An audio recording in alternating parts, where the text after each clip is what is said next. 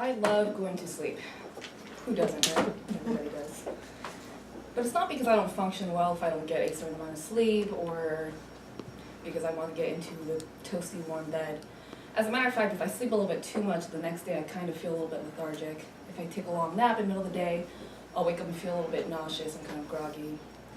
I also don't like toasty warm blankets because I get really hot when I sleep and I sweat, so I prefer to sleep without blankets, or I use a cold pillow and I'm constantly switching sides throughout the night to get cool. No, the reason why I love going to sleep is because I love to dream. Dreams are real while they last. Can we say more of life? I came across this quote by Henry Havelock Ellis. He's an English physician, a writer, and an intellectual. And I think it's such a beautiful way to capture the notion of what dreams are.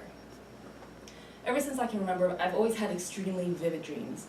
The kinds where you wake up and you feel like, man, that felt so real, but I know it was concocted in my head, and yet I kind of feel like it's an alternate reality. It's actually still kind of there, but everyone around you just isn't aware of it. And I had one of these dreams a few nights ago. In my dream, I was just sitting down and I was looking down at my stomach, and I was watching my baby move as I do a lot lately. And all of a sudden I saw that her movements started to get extremely detailed. I could see every part of her body. I could see her arms, her legs, her toes. I saw exactly where her head was and everything. And as I was watching, she all of a sudden came outside of my body. And she was still inside her amniotic sac. She was still in the fluid. She wasn't born yet, but she was outside my body. Dreams don't have to make sense. And as I was watching, I called my husband over. I said, Sintan, you've got to come see this. And he came running over, and we were both staring at this. And it was so remarkable for us because we've been so anxious about meeting our baby. So we're staring at her, and she's just kicking around. She's moving around. And all of a sudden, as I'm staring at her, she starts to fall asleep. And her movements get really still. And then the entire amniotic sac starts to get smaller and smaller and smaller. And she's getting smaller and smaller. And all of a sudden, she's like this tiny little sac in my hand. And so I see that she's getting really still, and she's about to fall asleep. So I place her down so that I won't wake her up. And then I realize, oh, she needs to be back in my stomach. So I go to pick her up, and then I realize she's not actually connected to me anymore. So I start to panic a little bit, and I look inside the sac, and I see that her umbilical cord is still attached to her stomach, but the other end is floating around. And so I start to panic, because I'm thinking, she gets her oxygen through me, from my body, so how is she breathing right now? Is she not sleeping? Is she dying? And I start to panic, and so I picked up my phone, and I called my doctor, and my doctor didn't pick up the phone. Someone else picked up the phone. And he said, your doctor is really preoccupied right now, so he can't get to the phone. And I said, no, I need to talk to my doctor. This is an emergency. And he was very rude, and he said, well, if it's an emergency, then you need to start talking, because you won't be able to talk to your doctor for 2 hours. So I said, okay, well, and I started babbling, and I started telling him my baby was in my body, and then she came out, and I was looking at her, we were just playing, but then she got really small, and now she can't get oxygen, and he goes, okay, you're not making any sense. What are you talking about? And at that moment, I snapped out of it, and I realized, oh, this isn't real, and I woke up. And I have dreams like this very frequently, extremely vivid, really strange, and yet when I look back on it, I can usually pick out some sort of a meaning and behind why everything happened in my dream. So the baby coming out of my womb, as I mentioned, I've been very excited as I'm winding down in the last few weeks of my baby being born. I've just been every day, any sign, any little twinge, I'm like, oh, maybe it's labor, but it never is. And I think in my dream that manifested in a baby that shouldn't be born yet coming out of my body. And then when I realized that she was no longer attached to me and was actually possibly losing oxygen, I think that was an indicator of several different things. I've been extremely paranoid throughout my entire pregnancy that something was going to go wrong. Anything that could possibly go wrong with the pregnancy, you name it, I've thought about it. Even once she gets here, I've been thinking, can I possibly protect her from every single danger, anything that might happen to a newborn baby? And even further down the line, 20 years from now, I've started to talk to my husband about, man, one day she's going to leave us and go to college, and she's not going to depend on us anymore. All these thoughts, and I think these concerns have manifested themselves in the form of an unborn baby that I couldn't provide for. I was helpless. Lastly, the doctor that was on the phone that was telling me, what are you talking about? I think that was a version of my sane self saying, Viv, get a grip. What's going on? Relax. Just like as I mentioned to you, 20 years down the line, I'm already concerned about things that I don't even know will happen.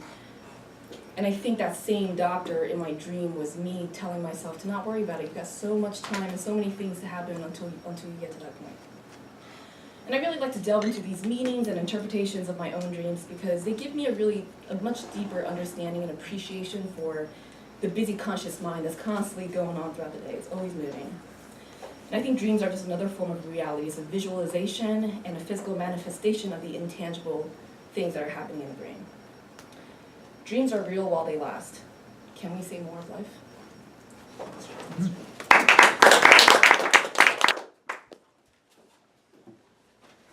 Thank you, Mr. Toastmaster. Viviana today did her number 6 speech. She's racing through the manual trying to do the 9th month. I don't think she'll get to number 10 before we have the baby, but that's okay. You're doing great and you're really making good progress in the club.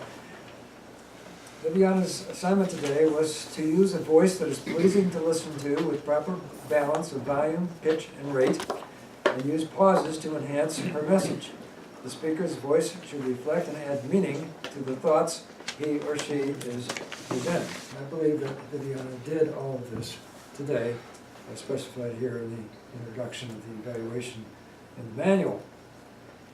One of the issues that Viviana has had during her time at Toastmasters is she's tended to have this almost a machine gun, rapid fire, conversational type of speech. She's just going really fast. It's really interesting to listen to, but it's really hard to keep up with her and hear what she's saying, and half the stuff's going by.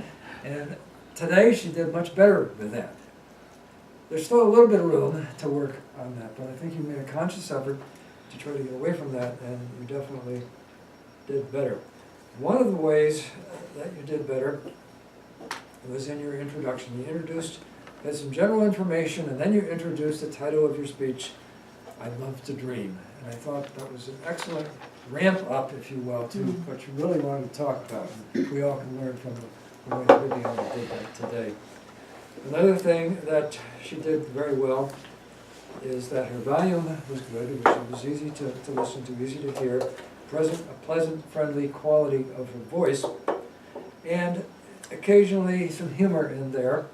And every time she had a line that we laughed at, she paused at the end to give us time to digest it and laugh, and that was very effective. So, for example, she talked about the baby being out of her stomach and needing to breathe, but oh, she really needs to be back in my stomach. And I laughed, and she paused. So that was good. Now I think you can perhaps accentuate your voice even more in some of these things. For example, let's take the example of, oh, she needs to be back in my stomach. You could have been going along, oh, the baby's out there, oh my gosh, she's not going to be able to breathe. Oh, she needs to be back in my stomach.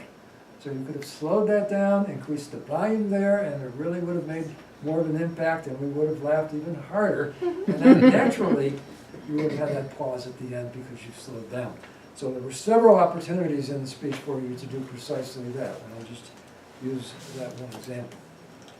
But overall, you're making great strides in this club, and I have to admire you, being 3 weeks out, getting up here and being able to give a speech. And of course, the speech was about the baby, so it kind of fit together. And if anything had happened, like Sandy mentioned earlier, at least it would have fit with the speech. We're so good to go over the rest of the meeting, I think. And more of your speeches.